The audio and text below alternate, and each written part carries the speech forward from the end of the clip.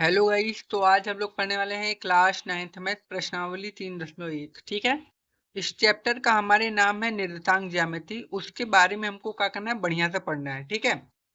तो इस चैप्टर का जो प्रश्नावली है उसको स्टार्ट करने से पहले हम क्या करते हैं कि थोड़ा इसके बारे में बेसिक जानकारी ले लेते हैं ना। तो इसको करते हैं भाई साइड में। और यहाँ पर हम क्या करते हैं, बेसिक जानकारी लेते हैं सबसे पहले। तो देखिए चैप्टर का हमारे जो नाम है वो का है निर्देशांक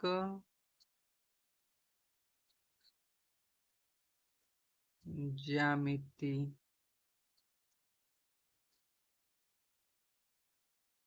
ये हमारे चैप्टर का नाम है ना, निर्देशांक ज्यामिति। बढ़िया था। ठीक है। अब देखिए इसमें क्या होता है। इसमें भाई हमको एक चतुर्थांश होता है, उसके बारे में जानना होता है, तो जान लीजिए। देखिए ये चतुर्थांश है। ठीक है। इसमें ना, इसको हम कहते हैं प्रथम चतुर्थांश। ये का है प्रथम चतुर्थांश, मोस्ट इंपोर्टेंट है, बढ़िया समझिए इसको। ये आपका प्रथम चतुर्थांश। इसको कहते हैं ना द्वितीय चतुर्थांश। ठीक है। इसको कहते हैं तृतीय चतुर्थांश ना। इसको क्या कहते हैं, तृतीय चतुर्थांश। और इसको कहते हैं चतुर्थ चतुर्थांश।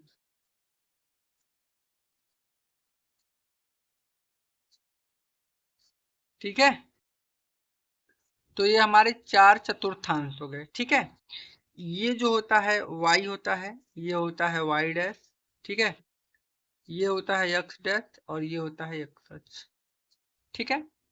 ये जो y डैश वाला होता है ना, जो लाइन, ठीक है ना, उसको हम कहते हैं ऊर्ध्वाधर रेखा। ये कौन सा रेखा है, ऊर्ध्वाधर। मतलब y जो अक्ष होता है उसको हम ऊर्ध्वाधर कहते हैं। और जो x अक्ष वाला है ना उसको हम कहते हैं क्षैतिज। क्या कहते हैं, क्षैतिज। ठीक है। तो x अक्ष को क्षैतिज हम कहते हैं और y अक्ष को ऊर्ध्वाधर रेखा। ठीक है। इतने समझ गए। पहले में जो चिन्ह रहता है वो प्लस प्लस रहता है। मतलब पहले में जो वैल्यू रहेगा x और y का, वो क्या रहता है, प्लस और प्लस। ठीक है। दूसरे में क्या रहता है, माइनस और प्लस। क्या रहता है, माइनस और प्लस। तीसरे में क्या रहता है, माइनस माइनस रहता है। और चौथे में रहता है प्लस और माइनस। ये आपका होता है। ठीक है। इतना आप समझ गए। ठीक। अब आगे देखिए। अब इसके बाद देखिए जो यक्ष अक्ष होता है। ठीक है। जो यक्ष अक्ष होता है उसको कहते हैं भुज। उसको हम लोग क्या कहते हैं, भुज। और जो वाई अक्ष होता है उसको कहते हैं कोटि। क्या कहते हैं, कोटि। ठीक है। और ये जो बीच वाला बिंदु होता है ना, इसको कहते हैं मूल बिंदु। इसको क्या कहते हैं, मूल बिंदु। ठीक है। मूल बिंदु जिसका निर्देशांक 0,0 होता है, ध्यान दीजिएगा। जो मूल बिंदु होता है उसका निर्देशांक कितना होता है, 0,0 होता है। ठीक है। इतनी चीजें आपने सीख लिया, बस अब ज्यादा जानने की आवश्यकता नहीं है, इतने में आपका काम हो जाएगा। ठीक है। तो चलो मैं आपको क्या करता हूँ कि क्वेश्चन लगा के दिखाता हूँ। देखिए क्वेश्चन में क्या बोला है कि एक अन्य व्यक्ति को आप अपने अध्ययन मेज पर रखे टेबल लैंप की स्थिति किस तरह बताएंगे। मतलब हमको क्या करना है कि बोला है ना कि एक अन्य व्यक्ति को आप अपने अध्ययन मेज पर रखे टेबल लैंप की स्थिति किस तरह बताएंगे। देखिए इसके कहने का मतलब है कि मान लीजिए आपने एक टेबल बनाया है। जैसे मैं थोड़ा समझाऊं आपको, तो इसको जैसे ऐसे ना, मान लीजिए हमारा टेबल है इतना बड़ा। ठीक है। क्वेश्चन नंबर 1 है, इतना बड़ा टेबल है। तो हमको मान लीजिए कि कोई यहाँ पर मैंने टेबल लैंप रखा है, तो इसकी स्थिति हम किस प्रकार दर्शाएंगे ये हमको बताया है। देखिए जो हमारा चतुर्थांश होता है ऐसे होता है ना। ठीक है। इधर रखा रहता है, 1 रहता है, 2 रहता है, 3 रहता है, इधर प्लस का वैल्यू रहता है, इधर भी प्लस का वैल्यू, 1 2 3 4 5। इधर माइनस का 1 2 -3 -4, इधर भी माइनस का -1 -2 -3, ऐसे रहता है। ठीक है, तो अगर कोई भी वस्तु हमने यहाँ पर रखा है तो इसका मतलब यहाँ 0,0 होगा। ध्यान दीजिएगा, अगर टेबल लैंप को एक चतुर्थांश की तरह हम बनाए, मान लीजिए हमारा टेबल है, ये इतना टेबल है ना, तो हम इसको अगर एक थोड़ा सा चतुर्थांश की तरह बनाए तो यहाँ पर हमारा 1 आएगा, यहाँ पर 2 आएगा, यहाँ पर 3 आएगा, यहाँ पर 4 आएगा, यहाँ पर 5 है, यहाँ पर 6, यहाँ पर 1 आएगा, यहाँ पर 2 आएगा, यहाँ पर 3 आएगा, यहाँ पर 4 आएगा, यहाँ पर 5, यहाँ पर 6। ठीक है, अब हमको ध्यान का देना है कि ये देखो, ये एक्स अक्ष वाला है, ये का है एक्स अक्ष वाला। ठीक है, तो एक्स अक्ष पर ये कितना गया है, तो ध्यान से देखोगे तो एक्स अक्ष पर गया है आपका 4, और वाई अक्ष पर भी कितना गया है, वाई अक्ष पर भी गया है 4। तो जो टेबल लैंप की स्थिति है वो क्या हो जाएगी हमारी, 4,4, यह आंसर हो जाएगा। लेकिन एक बात और ध्यान देना, इसका अलग अलग आंसर आएगा। अगर कोई यहाँ पर रखेगा ना तो उसका दूसरा आंसर आएगा, कोई यहाँ पर रखेगा तो उसका अलग आंसर आएगा। ठीक है ना, तो डिपेंड करता है कि ये जो वस्तु है, मतलब टेबल लैंप, आप रखते कहाँ पर हो। अलग अलग जगह पर रखोगे, अलग अलग आंसर आएगा इसका। ठीक है, तो ये पहले का आंसर हो गया। अब दूसरा क्वेश्चन देख लेते हैं इसका। ठीक है, दूसरा देखिए, बोला है कि एक नगर में दो मुख्य सड़कें हैं जो नगर के केंद्र पर मिलती हैं। ये दो सड़कें उत्तर दक्षिण की दिशा में और पूर्व पश्चिम की दिशा में है। नगर की अन्य सभी सड़कें इन मुख्य सड़कों के समांतर परस्पर 200 मीटर की दूरी पर हैं। प्रत्येक दिशा में लगभग 5 सड़कें हैं, मतलब ऐसे ऐसे ऐसे ऐसे ऐसे ऐसे 5 इधर है, 5 इधर है सड़कें। ठीक है, देखो ये बोला ना 1 सेंटीमीटर बराबर 200 मीटर, मतलब उनके बीच का दूरी है जो 1 सेंटीमीटर है वो 200 मीटर के क्या है, बराबर है।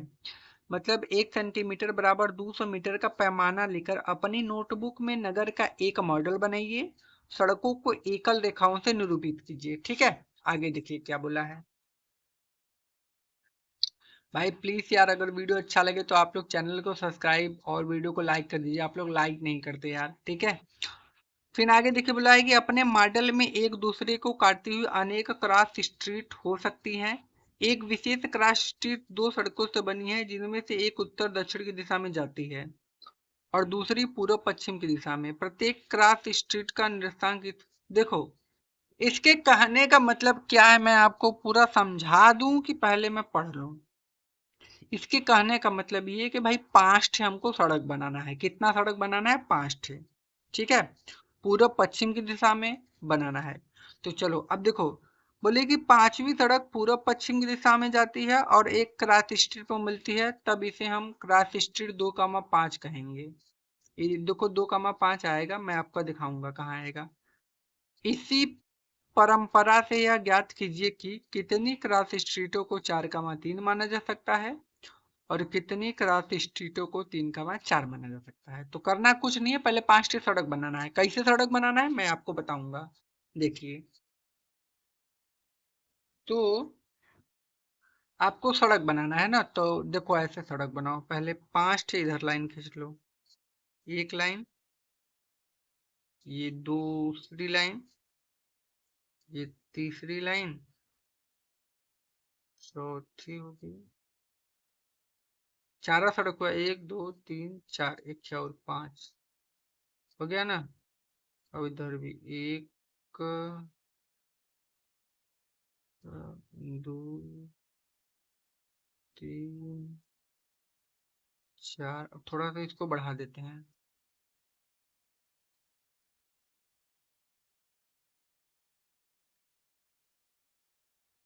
देखो ये 5 हो गया ना। यहाँ पे क्या रहता है, 0,0 रहता है मूल बिंदु। इसको 1 मानेंगे, इसको 2, इसको 3, इसको 4, इसको 5। इसको भी 1 मानेंगे, इसको 2 मानेंगे, इसको 3 मानेंगे, इसको 4 मानेंगे, इसको 5। ठीक है, तो ये हमारी पूर्व पश्चिम में हो गई। अब क्या बोला था, ध्यान तक क्वेश्चन में देखिएगा। बोला था ना कि 5वीं जो सड़क है, ये वाली 5वीं सड़क पूर्व पश्चिम की दिशा में हम इस 5वीं सड़क पूर्व पश्चिम दिशा में जाती है और ये एक क्रॉसिंग पर मिलती है, तब इसे हम क्रॉस स्ट्रीट 2,5 कहेंगे। देखिए 2,5 कहाँ होगा, यहाँ पर 2 है और काहे कि पहले x अक्ष का वैल्यू लिया था है, ठीक है। तो यहाँ पर 2 हो जाएगा और यहाँ पर 5 ही कहाँ मिलेंगे, यहाँ पर 2,5 हमारा ये वाला बिंदु, ठीक है। क्वेश्चन में हमसे 2 क्वेश्चन पूछा था। पहला क्वेश्चन क्या था, पहला क्वेश्चन था कि कितने क्रॉस स्टीरियो को 4,3 मानेंगे, और जो इसमें दूसरा क्वेश्चन था कितने क्रॉस स्टीरियो को 3,4 मानेंगे, यह हमसे क्वेश्चन था, ठीक है। तो हम क्या करेंगे, पहले 4,3 खोजो, x अक्ष पर 4, देखो ई x अक्ष है तो x अक्ष पर 4 जाना है, 4 यहाँ आ गए, और देखो ई y का मान है, ये 4,3 है तो ई x अक्ष का मान है, ई y का मान है, ठीक है। अब y अक्ष पर 3 जाना है, देखो 3 यहाँ पर है, 3 कहाँ पर है, यहाँ पर, तो देखो ये मिलाओ इनको, ये देखो यहाँ पर मिल जाएंगे ना दोनों रेखाएं, ये वाला इधर से आएगा और ये वाला इधर से, मतलब ये क्या है, यह 4,3, तो ये कितना है, ये 1 का है, तो आप लिखोगे कि 4,3 को एक क्रॉस मार्ग माना गया है, ठीक है। तो लिखोगे 4,3 को एक क्रॉस मार्ग माना गया है, ठीक है। उसी प्रकार 3,4 को हमको दर्शाना है, मतलब x अक्ष पर 3 जाना है, ये जो पहला रहता है x अक्ष का मान दिया रहता है, दूसरा y अक्ष का, तो x अक्ष पर 3, देखो 3 यहाँ है और y अक्ष पर 4, 4 यहाँ है, देखो यहाँ पर मिल जाएंगे ये सब ना, ये का है 3,4, तो 3,4 कितना है, 1 का है, तो लिखोगे 3,4 को एक सेम है क्रॉस मार्ग माना गया है, बस हो गया ये आंसर। देखो आसान था, खाली आपको समझना क्या है कि 5 हमको सड़क बना देनी है और सबका नाम लिख देना है, ठीक है, हो जाएगा आंसर, ठीक है ना। तो कोनो दिक्कत इसमें नहीं होनी चाहिए, कहीं भी दिक्कत होती तो हमें कमेंट कीजिए, हम आपका रिप्लाई जरूर करेंगे। और वीडियो अच्छी लगे तो प्लीज वीडियो को लाइक कर दीजिएगा, और हमारे चैनल पर नए हो तो आप उसको सब्सक्राइब कर दीजिएगा, ठीक है। और वीडियो कैसी लगी आप हमें कमेंट में जरूर बताइएगा।